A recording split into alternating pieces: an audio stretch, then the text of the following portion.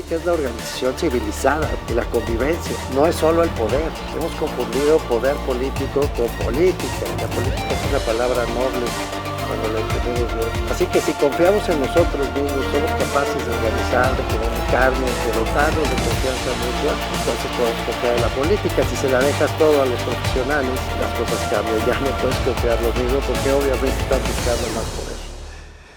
Bienvenidas, bienvenidos. Hoy vamos a hacer un programa especial.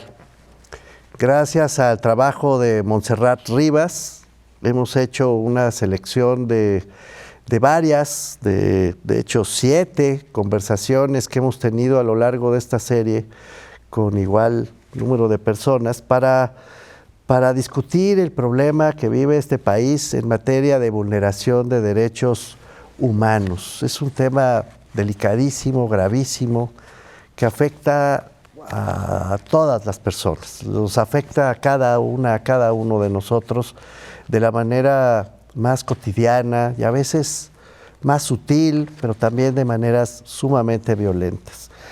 Vamos a revisar cómo está la historia, la vida, la situación de los derechos humanos en el país. Vamos a empezar con una conversación con Aletia Fernández de la Reguera. Ella habla de las estaciones migratorias. Empezaremos por los migrantes. Escuchen a Aletia Fernández de la Reguera. Lo que sucede en el sexenio anterior y lo que sucede en este sexenio, cada vez vamos avanzando hacia mayores violaciones a los derechos humanos. Es un país, México, dentro de la región, que es de los países que más detiene personas migrantes en la región latinoamericana. Es uno de los países que tiene más centros de detención migratoria.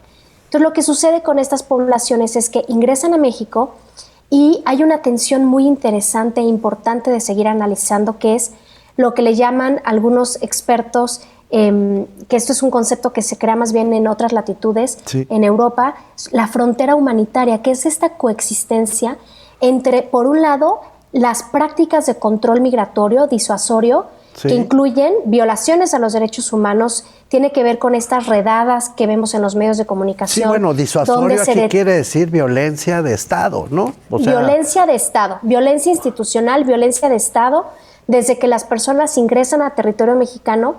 Y a la vez también están prácticas que tienen que ver con la protección internacional, es decir, tienes por un lado una ley de refugio en México y por otro lado una ley de migración, y coexiste el control migratorio con estas diferentes formas o esfuerzos para proteger a las personas, que no solamente es por parte del gobierno mexicano, sino realmente lo que hemos visto es una reconfiguración donde son los organismos internacionales quienes tienen mayor presencia en estas fronteras. ¿Y sí los protegen, Aletia? Y no, al final es una protección muy parcial, ya, porque finalmente el Estado mexicano lo que prevalece es el control migratorio.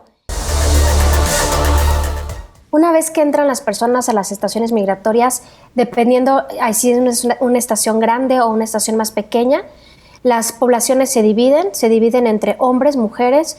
Los niños están hasta los 12 años en un área que es solamente para niños varones, y las mujeres están con sus hijos pequeños, los meten a celdas donde no pueden tener libertad de movimiento, es decir, durante el día, si quieren desplazarse, tienen que estar a fuerza acompañadas o acompañados por un agente de migración. Tienen que permanecer en estos espacios donde lo único que hay son unas colchonetas para dormir, y en el mejor de los casos hay una televisión prendida. Tienen acceso a 3 alimentos al día. Los alimentos he tenido, bueno, no solamente yo, son muchos reportes por parte de organizaciones de la sociedad civil que hacen este tipo de monitoreos, incluso la propia CNDH y el Consejo Ciudadano del Instituto Nacional de Migración, que han reportado que los alimentos son de muy baja calidad. A las mujeres se les da una toalla sanitaria al día. ¿Qué les dan de baja calidad? ¿Qué les dan de comer? Pues incluye proteína, pero la gente se queja de que es comida echada a perder o que es comida insípida, que para los niños, por ejemplo, es muy común que los niños están con enfermedades gastrointestinales porque no hay una dieta adecuada para los niños. Me ha tocado también estar en estaciones más pequeñas donde al momento de nosotros hacer el ingreso para hacer el monitoreo, pues observamos cómo llega la comida, ¿no? La comida llega relativamente limpia, o sea, llega en platos tapados con sus bolsas pero llega fría, llega vieja, no es comida fresca. Y aunado a eso, pensemos en la estación migratoria de Tapachula, que es la costa chiapaneca, o sea, las altas temperaturas. Sí, entonces, hace calor. otro elemento que se detecta ahí es las altas temperaturas. O también cuando ponen el aire acondicionado muy fuerte, que son los menos de los casos, que es lo mismo como torturan en Estados Unidos, en las estaciones migratorias de Estados Unidos. ¿Hay baños? Con estas famosas hieleras. Bueno, familias divididas solo porque llegan al territorio nacional. Vamos ahora a escuchar a Ana Cristina Ruelas, una gran defensora de derechos humanos. Miren, tenemos el mejor marco jurídico en esa materia, dice Ana Cristina Ruelas. Creo que es importante partir de que los derechos humanos nacen como una idea de contrapeso y de sistema democrático en el que la sociedad tiene un papel importante que jugar en la construcción de un país, de un grupo, etcétera, ¿no? Dentro del contrato social asumimos que nosotros le estamos cediendo cierta parte de nuestra libertad al Estado para que él nos garantice una serie de condiciones, ¿no? Okay. Y estas condiciones son precisamente pues la salud, la seguridad, la libertad, la posibilidad de salir a las calles, etcétera, etcétera, etcétera. Entonces, los derechos humanos son esta condición que nos permite a todos vivir en un estado de libertad. Creo que la base más simple de explicar, ¿no? es la palabra libertad. A veces parece simple, pero cuando uno va a las comunidades indígenas y te preguntan qué es libertad y te dicen ¿cómo la explicas? Es algo que si no se vive, que si no se hace propia, a veces parece algo muy complejo de entender. No basta con que las libertades se encuentren descritas en las constituciones o en las leyes, ¿no? En México, por ejemplo, podemos decir que tenemos un marco normativo incluso muy por encima de la Declaración Universal de los Derechos Humanos, ¿no? Esto es importante. Lo que dice... Nuestro marco es mejor que la Declaración Universal de los Derechos Humanos, pero no su cumplimiento. Pero eso no significa que en los hechos... que en los hechos realmente esto signifique algo para las y los ciudadanos. Es decir, pensemos, por ejemplo, que el artículo 19 de la Declaración Universal de los Derechos Humanos es muy amplio y dice: todas las personas tienen derecho a buscar, recibir y difundir informaciones e ideas de toda índole, y solamente hay ciertas excepciones, ¿no? Que es la vida privada, que es la seguridad nacional o el interés público y el discurso de odio, ¿no? Y entonces nos encontramos que en la legislación mexicana o en la Constitución mexicana tenemos una amplitud del reconocimiento de ese derecho a buscar, recibir y difundir información, que se traduce en que toda la información que está en manos del Estado, transformada, reproducida, como quieran verla, es información que la gente tiene derecho a tener porque es suya, ¿no? Es algo que va muchos pasos adelante de lo que dice la Declaración Universal de Derechos Humanos. Claro. Sin embargo, los estados como México, como la mayoría de los países de la región latinoamericana, utilizan el control informativo como una forma también de mantener el poder, ¿no? Sí, claro. El control de la información permite generar abusos de autoridad.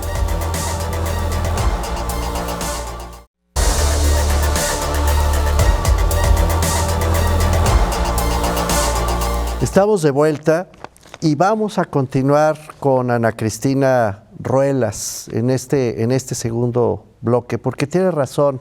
Ana Cristina en aquella conversación se refirió al discurso de odio desde el poder.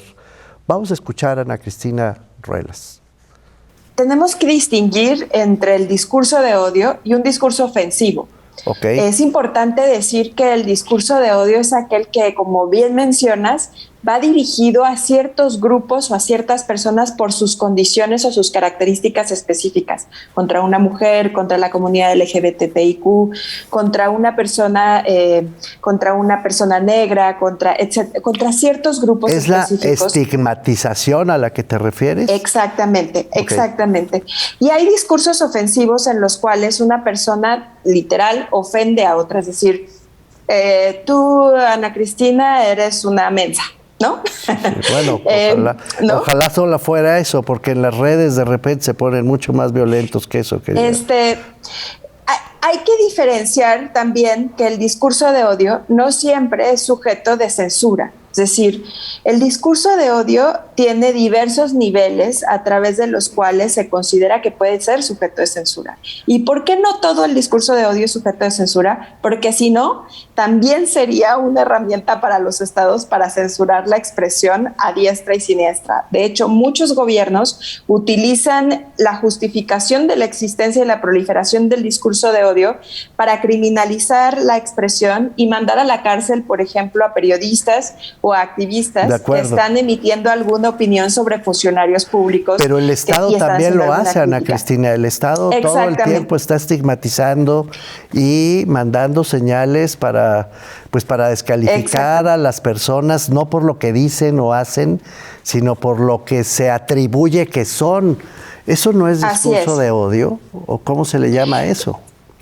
Sí es discurso de odio, pero es lo que menciona, hay que tener cuidado de buscar la censura del discurso en cualquier momento. Puede haber algún tipo de censura o de prohibición en ciertos casos, por ejemplo, en aquellos casos en los cuales se esté convocando a la violencia, ¿no? Okay. Tenemos un caso muy claro durante la campaña de Trump, por ejemplo, en Estados Unidos, cuando decía que los mexicanos eran violadores y entonces gritaba, punch them in the face, golpéenlos en la cara, ¿no? Y entonces hay una convocatoria, una intención de agredir o de hacer daño, y esto puede generar violencia. Y la rebelión del Capitolio, ¿no? El llamado a tomar el Capitolio, que ya hizo historia. Ese tipo de discursos son discursos que deberían de ser censurados. Pero ¿cuál es el límite, Ana Cristina? ¿Dónde está? Porque hay una onda expansiva. Cuando alguien con mucho poder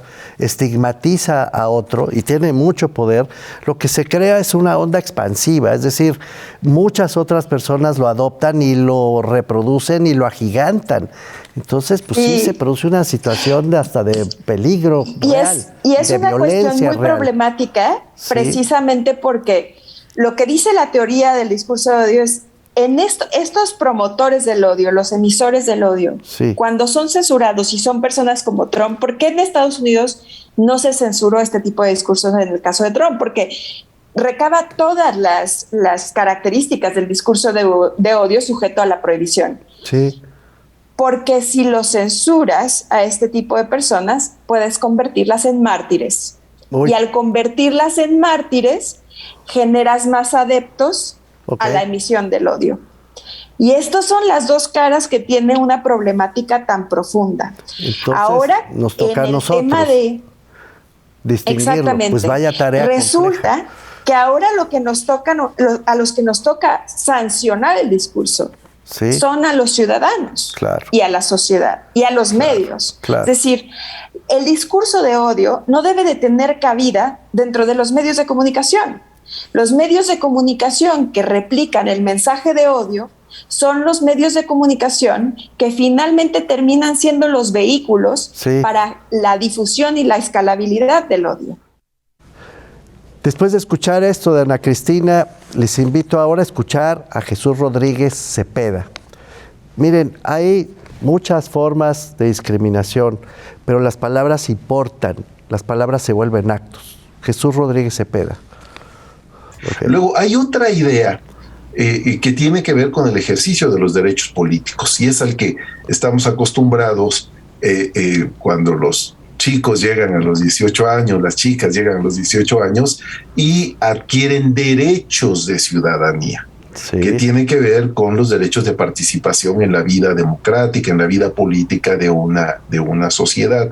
Ese es un concepto político de ciudadanía. Sí. Ya tiene más implicaciones respecto de la manera en que se organiza, la manera en que elige a sus autoridades una sociedad, sí, la manera en que reconoce derechos y atribuciones a sus integrantes. Sí. Entonces, derechos digamos y obligaciones, ¿no, Jesús? Porque a partir de que adquieres esos derechos políticos de participación, de estar con los demás, de colaborar con los demás, de hacerte la vida en común, también te haces imputable jurídicamente, penalmente. Después de escuchar a Jesús Rodríguez Cepeda, vamos a retomar esa conversación, un fragmento de la que tuvimos con Ricardo Bucio. Ricardo Bucio, otro gran defensor de derechos humanos. Miren, nos recuerda que para la defensa de los derechos humanos tenemos que crecer y todos vamos a ser discriminados. Escuchen esto. El tema cultural es que niños y niñas siempre han sido vistos de manera indirecta como parte de la familia. Pues sí. Tú eres el doctor acá en teoría del Estado y sabes que los Estados-nación se fundaron a partir de la relación de la autoridad básicamente con los varones adultos, sí. A los cuales se les ha dado de manera indirecta primero la protección, entre comillas, y el cuidado de las mujeres, sí, pero sobre todo de niños y niñas, ¿no? Que viene correcto, una perspectiva que viene de la patria potestad, una visión del derecho romano, donde los padres tienen la autoridad sobre los hijos y el poder sobre los hijos. Sí. Y esto ha hecho que, en realidad, pues los niños hoy día son vistos culturalmente como consumidores, pacientes, estudiantes, derechohabientes, pero no como sujetos de derecho. Y aunque la Constitución cambió, seguimos abrevando esta perspectiva cultural en donde son una parte del escenario, pero no son directamente quienes tendrían que ser tomados en cuenta para esta modificación de la situación. Quien fuera ministro de la Suprema Corte de Justicia de la Nación, José Ramón Cosío, también estuvo en estas conversaciones. Permítanme cerrar este bloque de este programa especial antes de hacer un corte con él, con la conversación que tuvimos, porque me parece muy relevante lo que nos dijo. Las normas jurídicas protegen, pero cuando se usan mal, también sirven para lastimar. Escuchemos al ministro José Ramón Cosío. Leyendo perfectamente nuestra realidad actual. Efectivamente, las normas, pienso yo, que tienen, aunque nos parezcan a nosotros muy nacionales, muy mexicanas, satisfacen ciertos estándares de nuestra época. Hay derechos humanos, hay división de poderes, cada una de las autoridades sabe lo que, o al menos en el papel, lo que debiera hacer. Pero creo que tienes toda la razón cuando esas herramientas jurídicas, entendidas como la posibilidad de utilización de las normas, son utilizadas por los actores políticos de distinta naturaleza, de distintos órdenes, para lastimar o a segmentos de la población que no están de acuerdo con ellos o de plano a sus contrincantes políticos. Y entonces lo que debiera ser reglas de una convivencia razonable, no perfecta, razonable, pues entonces denuncio, encarcelo, persigo, sanciono a aquel que ose manifestarse en contra. Creo que esto ha existido siempre y existe siempre, pero coincido contigo plenamente que está exacerbándose en nuestro país. Bueno, las mejores normas, buenas normas, pero mal aplicadas. No se vayan, vamos a un corte y regresamos para seguir hablando de este tema.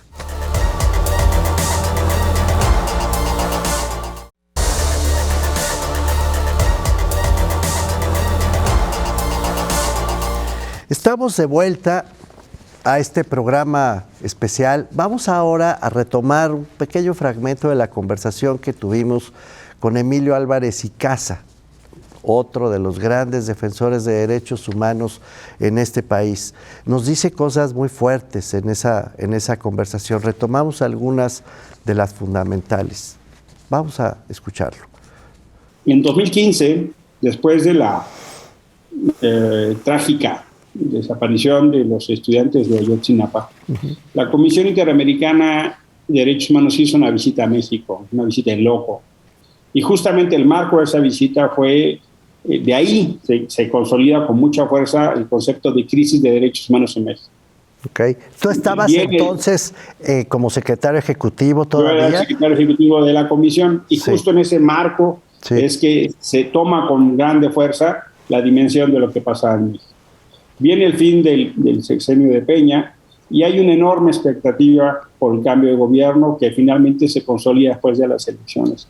Una de las agendas de la que se esperaba más cambio, de la que se esperaba una situación radicalmente distinta, era justo esto, la agenda de derechos humanos, Mauricio. A 3 años vista, debo decirte que no solo es esa la realidad, sino que estamos peor de lo que se anunciaba en ese trágico 2015. Hoy, esta semana, hoy matan al 4º periodista en lo que va del año. 4 periodistas asesinados. Ya la lista es mayor respecto a los sexenios anteriores comparativamente hablando. ¿Ya es mayor el número de periodistas asesinados en este momento que en sexenios anteriores? Así, en términos de lo que venía sucediendo al tercer año de un gobierno.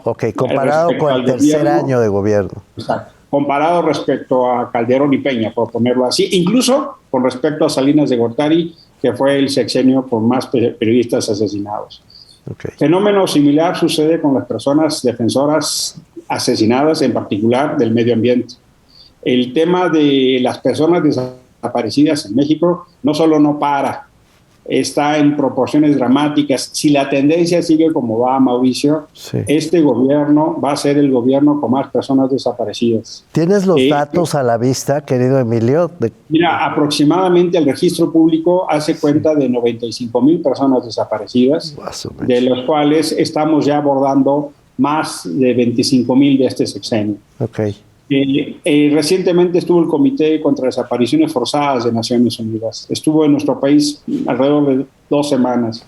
Y uno de los datos más alarmantes del informe del comité es que durante su estancia, el comité reporta que desaparecieron más de 100 personas en México. Durante su estancia, ¿cuánto tiempo estuvo? Menos de 2 semanas. Menos de 2 semanas, es un informe público, es un informe preliminar. Y un fenómeno similar, muy dolorosamente, sucede con los feminicidios. Los números son a la alarma. Eventualmente, la buena noticia es que eventualmente estanca respecto al peor, que es el anterior. Fenómeno similar está sucediendo con el tema de la violencia, el número de homicidios violentos y dolosos, que ya rebasaron también en términos de lo que va este sexenio a lo que sucedió en el sexenio de Calderón, que fue el más violento. Hemos, gracias a esta selección que hizo Montserrat Rivas, decidido cerrar este programa especial de derechos humanos escuchando a Marcelina Bautista, trabajadora del hogar, líder de la Organización de Trabajadoras del Hogar en este país, que nos va a llamar la atención sobre un punto principalísimo. Si queremos de veras hacer valer el derecho, tenemos que asumirlo como propio. No tiene desperdicio esta forma de cerrar de Marcelina Bautista. Y pues seguimos haciendo trabajo porque es muy necesario, ¿no? Que el sector de las trabajadoras del hogar pues tengan pues un trabajo digno, tengan un trato justo, los derechos que nos costó muchísimo el trabajo lograrlo, y hoy hablar de derecho de las trabajadoras del hogar es hablar desde el otro lado, no como hace 3 años que sí de repente estaba viendo un mensaje justo a finales de 2018 y yo se lo mandaba diciendo me estoy rindiendo. ¿No? Porque, y entonces, pues había mucha gente que me decía, no, es que ¿cómo puede ser eso, no?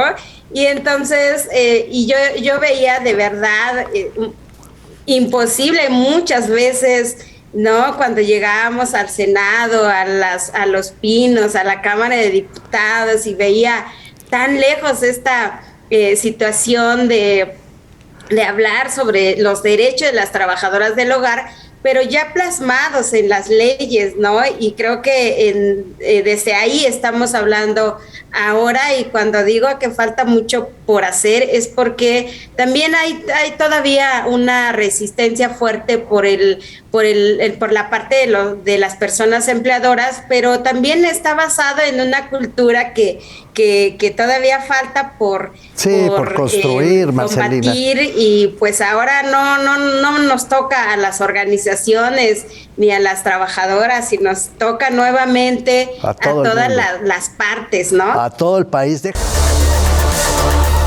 México tiene muchas buenas prácticas de otros países. La OIT ha sido una instancia, creo que muy importante, que da muchos ejemplos, da muchos estudios. La Organización da Internacional del Trabajo. todas las herramientas al Estado mexicano para que genere pues esta igualdad de condiciones a través de un trabajo digno, como lo dice el convenio 189, que el compromiso que toma un Estado cuando ratifica un convenio, generar pues un trabajo digno para este sector, y todavía pues falta, no hemos visto pues grande difusión que se haga sobre el convenio 189 y que vaya también pues obligando de alguna manera a las personas empleadoras para que también poco a poco se vaya asumiendo pues esta responsabilidad al contar con una persona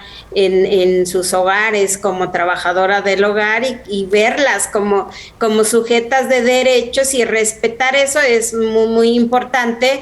Entonces, pues nos toca muchísimo trabajar pues esta nueva concepción donde verse como personas trabajadoras, ver su hogar como un centro de trabajo, respetar los derechos, y entonces creo que también eso es importante cuando hablamos del primer derecho que se tiene que respetar, es el contrato que va a garantizar los demás derechos. Pues como vimos a lo largo de este recuento de 7 voces muy calificadas en materia de derechos humanos, yo diría tenemos que aprender a hacer cosas básicas. Primero, reconocer que nuestro marco jurídico sí es un gran marco jurídico, pero no sirve de nada si no lo respetamos, y para respetarlo necesitamos hacerlo colectivamente. Segundo, necesitamos hacer un sincero esfuerzo por exigir que esos derechos se cumplan por parte de quien tiene la autoridad para hacerlo, pero también de cada uno de nosotros. Los derechos humanos son la base de la convivencia de nuestra sociedad. Sin ella, todo lo demás está perdido, todo lo demás se vuelve sometimiento y puede volverse muerte, como de hecho sucede. Yo les agradezco que hayan seguido este programa especial. Vamos a volver con otro programa especial muy pronto y nos vemos en la siguiente conversación. La política es la organización civilizada de la convivencia, no es solo el poder. Hemos confundido poder político con política. La política es una palabra noble cuando la entendemos bien. Así que si confiamos en nosotros mismos, somos capaces de organizar, de comunicarnos, de dotarnos de confianza mutua, entonces podemos confiar en la política. Si se la dejas todo a los profesionales, las cosas cambian. Ya no puedes confiar lo mismo porque obviamente están buscando más poder.